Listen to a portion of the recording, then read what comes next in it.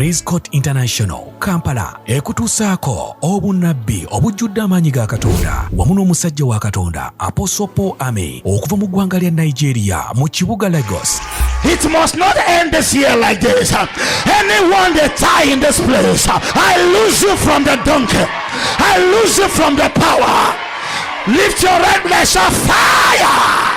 Okutandika ennaku z'omwezi nga 2 okutuuka nga 28 omwezi guno ogwokutaano mwaka 2023 essaawa 4 ez'okumakya n'essaawa 10 ez'olweggulo buli lunaku ate olwo buli lwa Sande essaawa 4 ez'okumakya. Bino byonna byakubanga ku Praise Court International Church kwennyini ekiwaatule okuliraana Alliance Saloon Wabiduku ku kkubo eririraanye Yosef Supermarket ekiwaatule. Death and life is in the power of the tongue. Apostle Godshield abaaniriza mwenna ekigambo kya Katonda kitukyusa obulamu bwo.